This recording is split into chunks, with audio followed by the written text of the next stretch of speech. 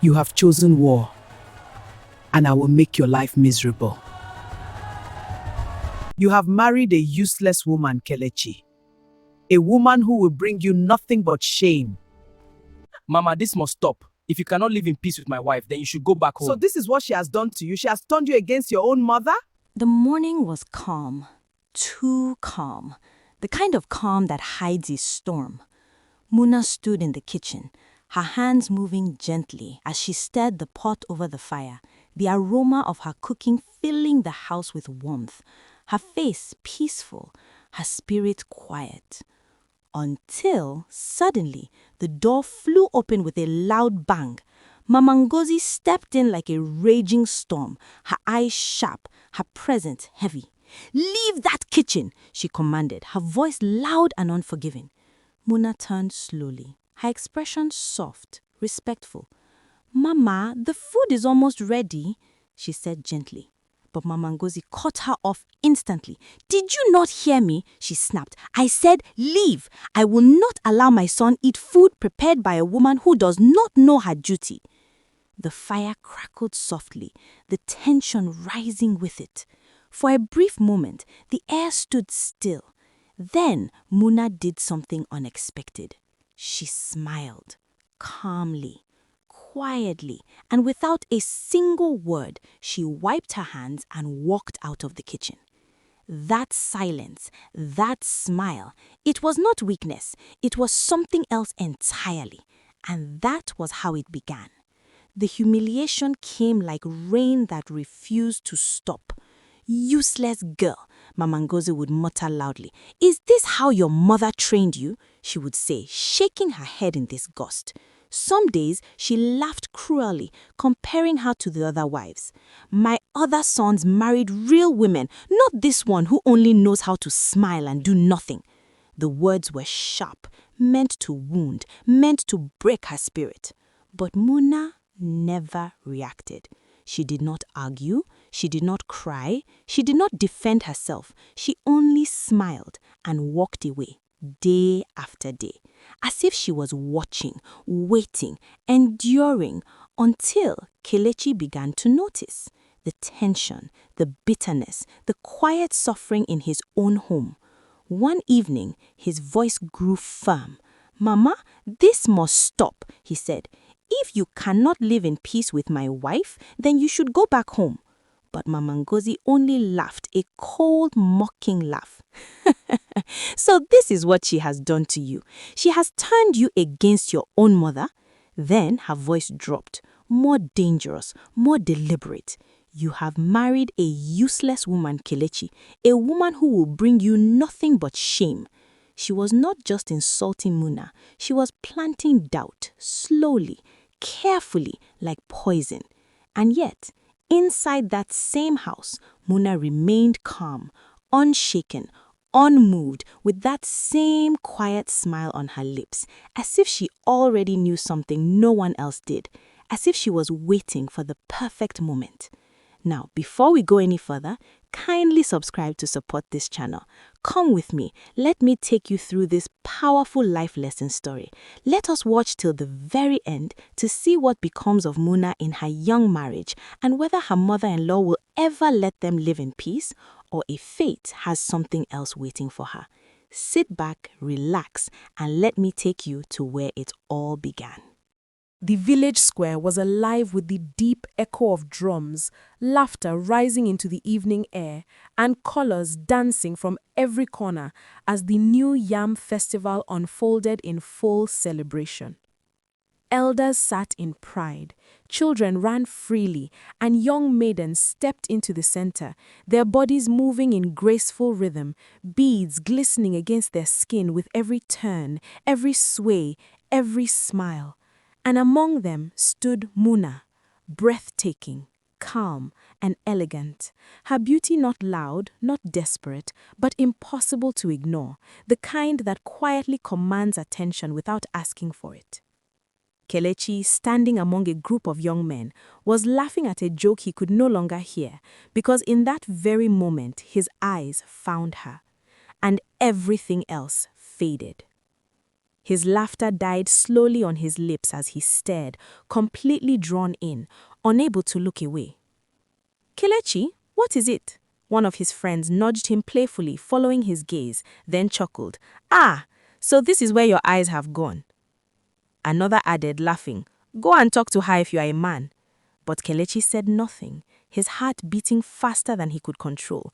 Something about her presence stirred him in a way he had never felt before. Something deeper than attraction, something he could not explain. When the dance ended and the maidens began to disperse, he did not hesitate this time. He walked straight toward her, his steps steady but his heart racing. Good evening, he said, his voice calm but sincere. Muna turned, her eyes meeting his, and for a brief second, time seemed to pause. Good evening, she replied softly, her voice gentle like the breeze. You danced beautifully, Kelechi said, searching for words, but meaning every one of them. Muna smiled slightly, lowering her gaze with quiet humility. Thank you, she said. It is the joy of the festival. Their conversation flowed as if they had known each other for years. Easy, natural, unforced. Muna spoke with grace and intelligence, every word measured, every response thoughtful. And the more she spoke, the more Kelechi found himself completely drawn in, not just by her beauty, but by the calm strength in her spirit. Days passed, but her voice, her smile, her presence never left his mind, and when he saw her again, he did not hold back. Muna, he said, his tone serious, his eyes steady. I have never felt this way before, not once in my life. You are the woman I want to spend the rest of my life with. Muna's eyes widened slightly, caught off guard by his boldness, her heart skipping at the weight of his words. Muna, it has only been a few days, she said softly, almost in disbelief. I know, he replied quickly, stepping closer, his voice firm but gentle, but I am certain. Some things do not need time to be understood. I see you, and I know. Silence lingered between them for a moment, but it was not uncomfortable. It was deep, filled with unspoken emotions, and slowly, a soft smile formed on Muna's lips. Her heart touched in a way she did not expect.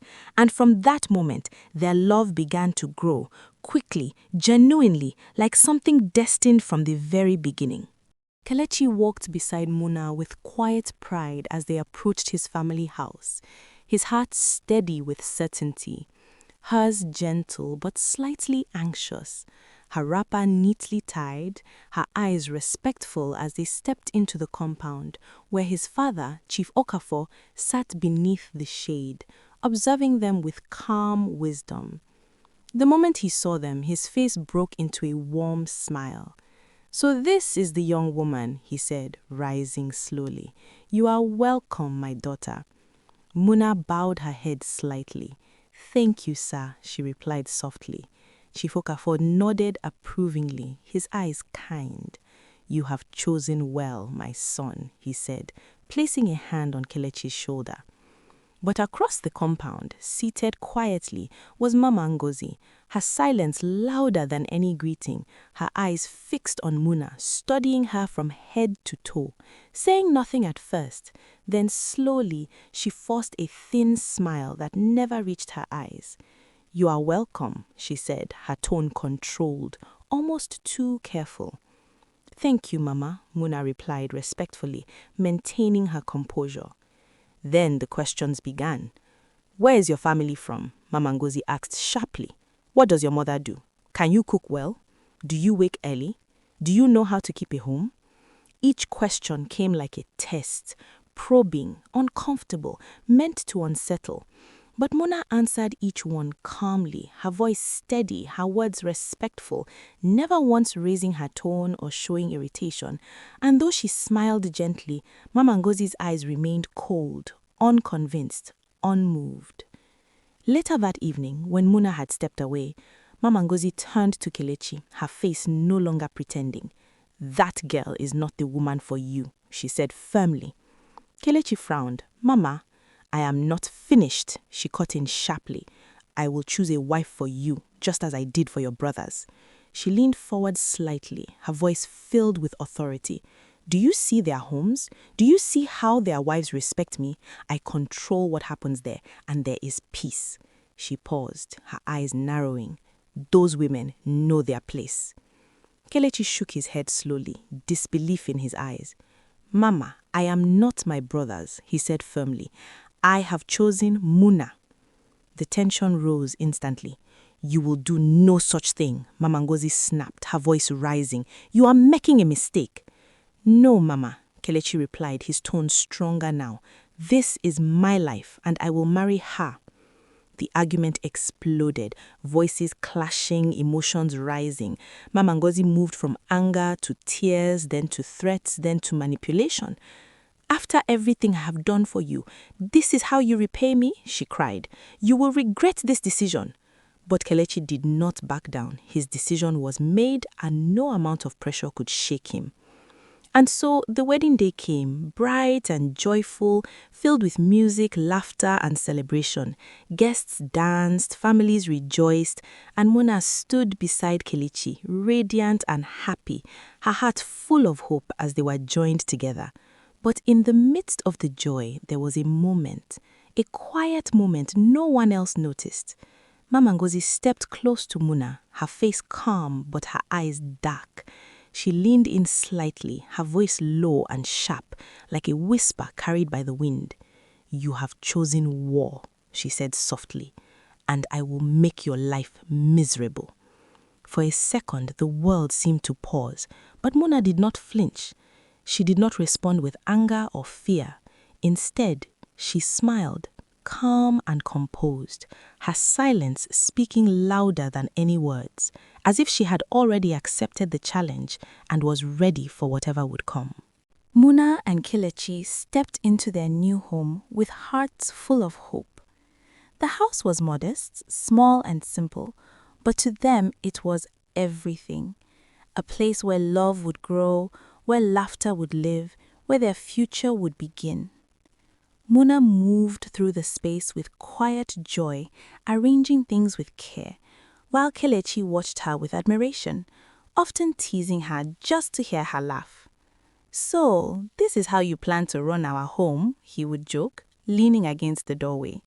Muna would smile, shaking her head. "If you don't like it, you can go and marry another wife," she replied playfully. Kelechi laughed, pulling her gently closer. "Never, you are more than enough for me." Their days were filled with warmth, shared meals, soft conversations, and stolen moments of affection. Their bond deepening with every passing day, strong, genuine, and full of life. Then came one evening, calm and peaceful, the sun setting slowly as they sat outside their house, talking, laughing, enjoying each other's presence without a care in the world. "When we have children," Kelechi began, smiling, "they will fill this place with noise."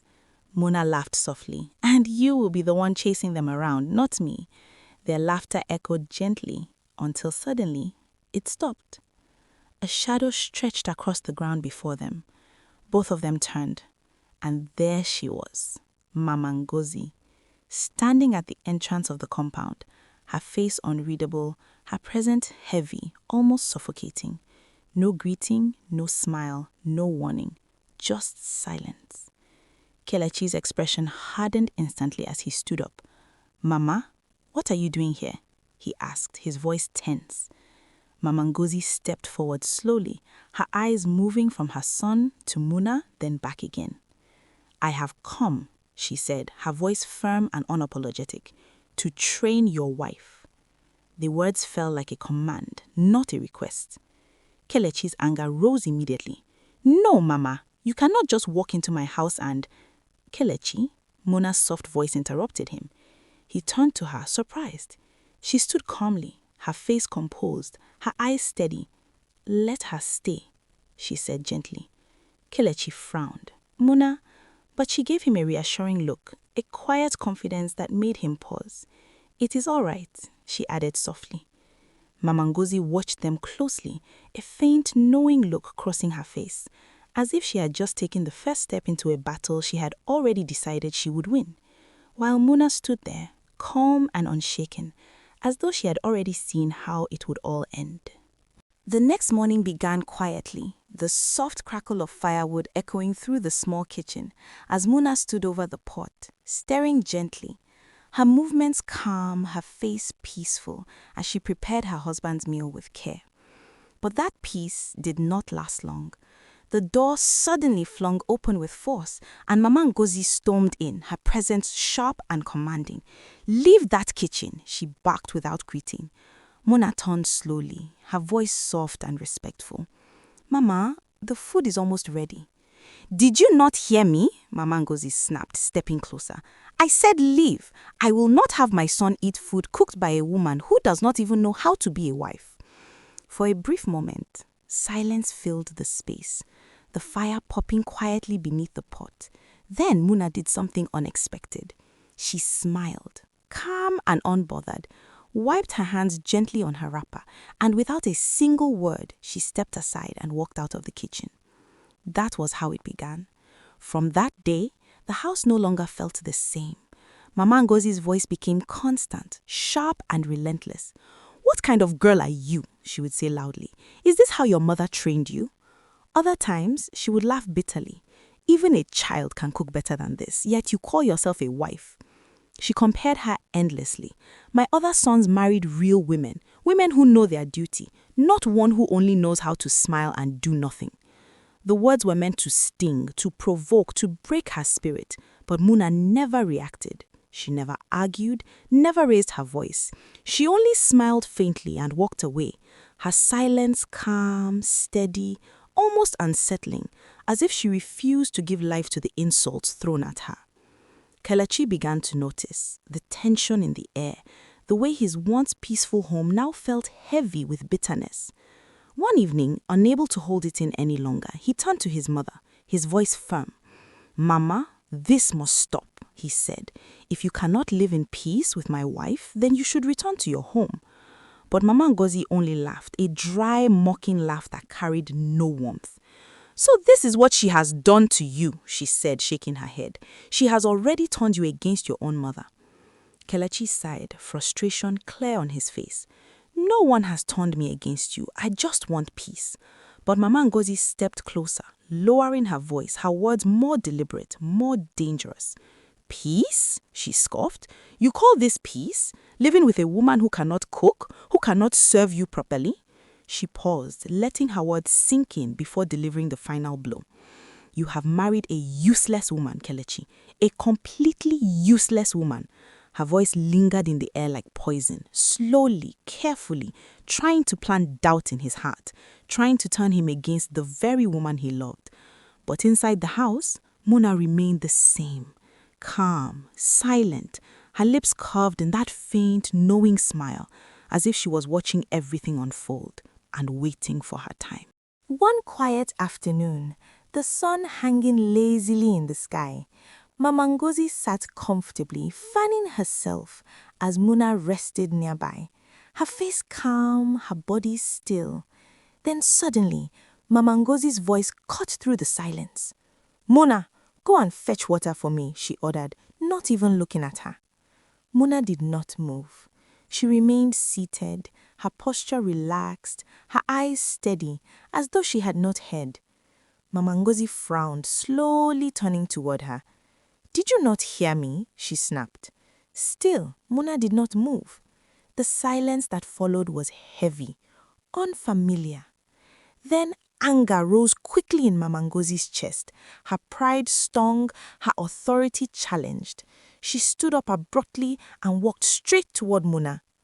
"You have grown wings now," she hissed, raising her hand high, ready to strike. But before her hand could descend, Muna moved. Swift, precise.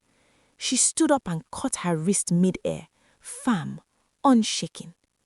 The moment froze. Mama Ngozi's eyes widened in shock, her body stiff, her breath caught. Muna looked straight into her eyes, her voice low, calm, but carrying a weight that sent chills down the spine. "Do not try that again." No shouting, no anger, just a warning, clear and final. Mama Ngozi could not speak, she could not move. no daughter-in-law had ever dared. Never. When Kelechi returned later that day, Mama Ngozi rushed to him, her voice loud, desperate, twisting the story to her favor. "Your wife tried to beat me," she cried. "She has no respect." Kelechi sighed deeply, rubbing his forehead, exhaustion written all over his face. "Mama, please," he said quietly. "Just go home. Leave my wife alone." Mama Ngozi stared at him in disbelief, her mouth slightly open, but no words came out. And that was the moment everything changed. Something shifted in Muna. The quiet girl who smiled and walked away was gone. The next morning, just after Kelechi left for the farm, the compound fell into a strange silence. Mama Ngozi sat, still holding on to the last threads of her pride, when Muna approached her calmly, holding out a broom. "Sweep the compound," she said simply. Mama Ngozi blinked in disbelief. "What did you say?" she asked, almost laughing. "I said sweep," Muna repeated, her voice steady. Mama Ngozi scoffed loudly. "You must have lost your mind." Then Muna slowly picked up a cane and tapped it lightly against the ground. Tap, tap. The sound echoed with quiet authority. "Sweep," she said again. Mama Ngozi remained seated. And then it happened. A sharp lash cut through the air. "Ah!" Mama Ngozi screamed, jumping to her feet in shock, her eyes wide with disbelief as she clutched her side. You beat me?" she stammered, unable to comprehend what had just happened. Muna stood there, calm, composed, her face unreadable. "You heard me," she said quietly. And just like that, the world turned upside down. The woman who came to rule, who came to control, now stood trembling, forced to obey, while the one she thought was weak stood tall, unshaken, completely in charge. From that day on, the rhythm of the house changed completely. Mama Ngozi, who once sat like a queen, now moved from corner to corner of the compound with a broom in her hand, sweeping under the hot sun, her wrapper tied tightly, sweat rolling down her face as she bent and straightened again, then moved into the kitchen to cook, stirring pots she once took over with pride, now under watchful eyes. Later, she washed plates, cleaned the floors, arranged the house, every task done with trembling hands, while Muna stood nearby like a strict headmistress, silent, composed, her presence alone enough to command obedience. "Make sure you clean that corner properly," Muna would say calmly, her voice low but firm. "Do not leave any dirt behind." Mama Ngozi would nod quickly, her pride swallowed, her movements hurried. But the moment the sun began to set and Kelechi's footsteps approached the compound, everything changed. Muna's expression softened instantly, her voice turned gentle, her movements light and affectionate. "Welcome back," she would say sweetly, taking his bag. Mama Ngozi, seeing her chance, would rush forward. "My son, this girl," she would begin, her voice urgent, but Kelechi would cut her off with a tired sigh. "Mama, please, not again," he would say, shaking his head. "I don't want to hear it." Mama Ngozi would freeze, her mouth slightly open, frustration building inside her as her words died before they could land. Each day, her fear grew stronger, deeper, more consuming, her once bold voice now reduced to nervous murmurs, her body tensing at every small sound, especially when Muna was near. Sometimes she would sit quietly, staring at Muna from afar, suspicion clouding her eyes. "This is not ordinary," she whispered to herself one afternoon. "This girl must be using something. This cannot be normal."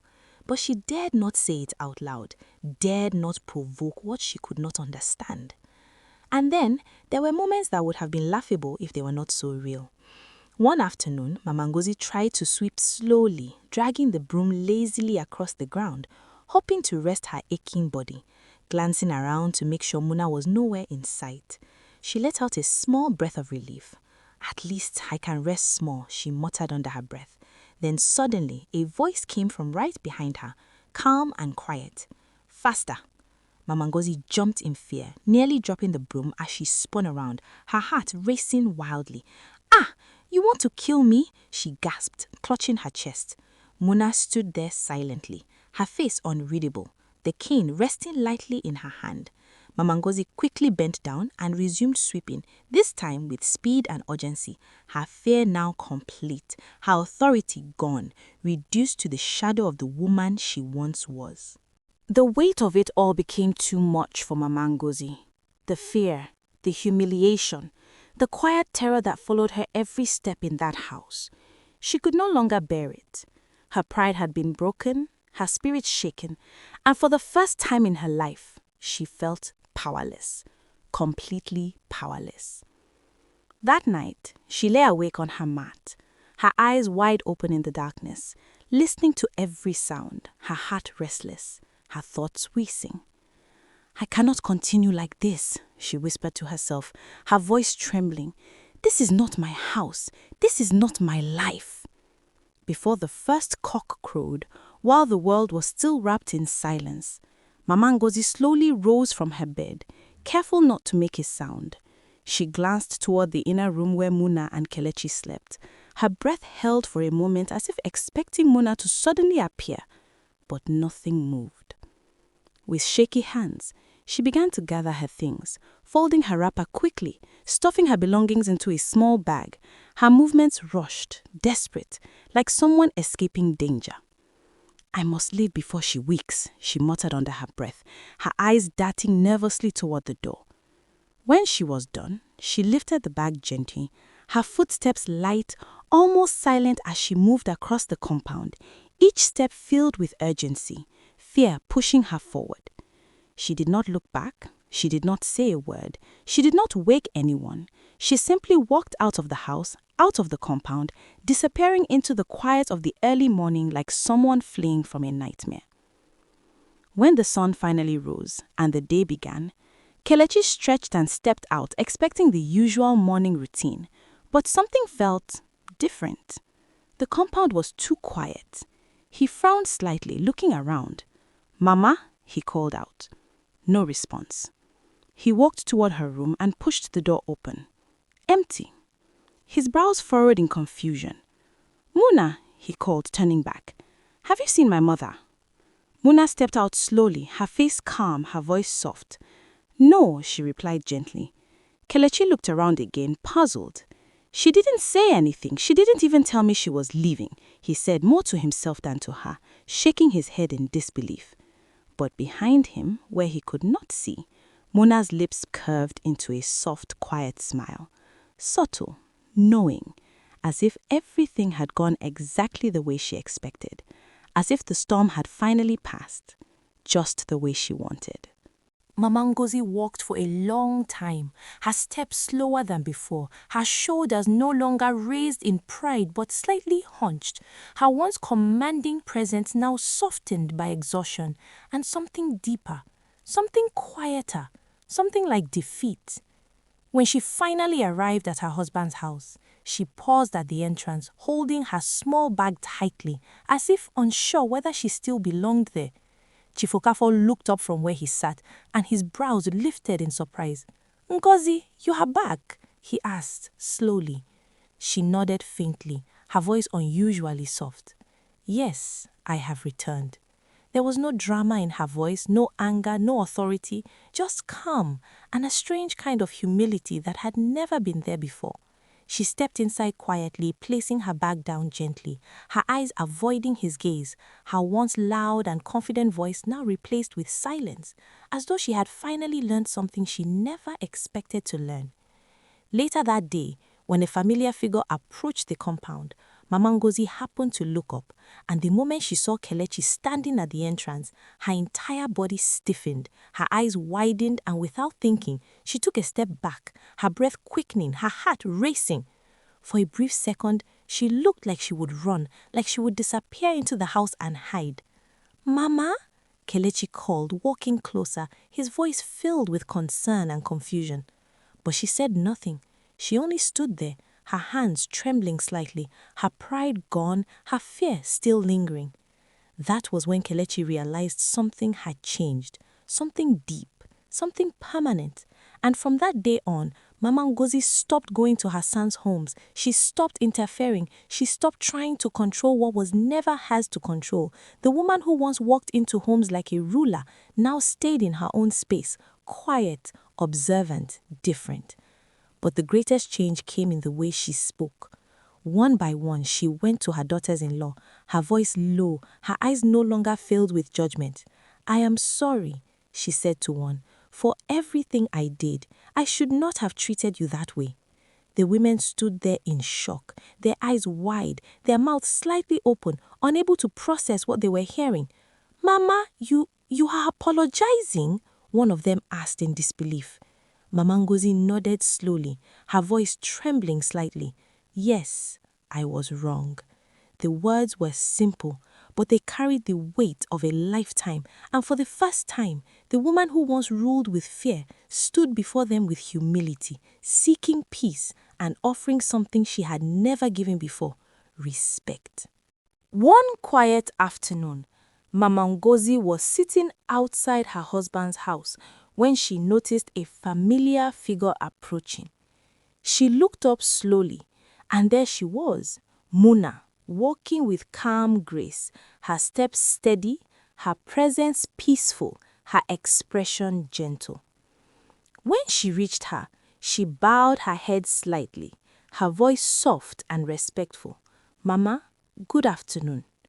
Mama Ngozi hesitated for a moment, then nodded, unsure but no longer guarded. "Afternoon. You are welcome," she replied quietly, studying Muna with a new kind of curiosity.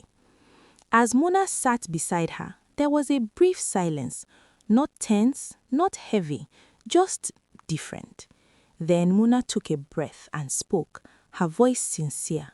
"Mama, I came to apologize." Mama Ngozi's eyes widened slightly, but she said nothing.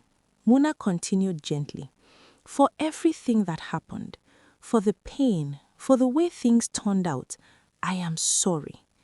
Mama Ngozi shifted slightly, her hands resting on her lap, her voice soft, almost uncertain.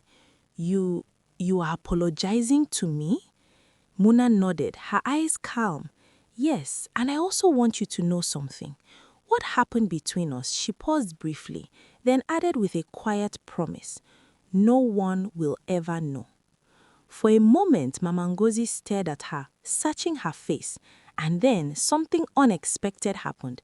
A small smile broke through her face, then a soft chuckle, and suddenly, both women burst into laughter. Deep, genuine, the kind that comes after pain has finally been released. Their laughter echoed lightly, as if washing away everything that once stood between them. It was the kind of laughter that heals, that frees, that forgives without words. From that day, something new was born between them. A bond, quiet but strong, not forced, not fake but real. They became close, not as enemies, but as something deeper, something closer, like mother and daughter. Back in the village, people watched in confusion, whispering to one another. Weren't they enemies? What changed? How did this happen? But only two people knew the truth, and they never spoke of it again. Because some battles are not fought with noise, but with patience and timing. Respect is not forced, it is earned, and sometimes the lesson you give is the one that changes everyone.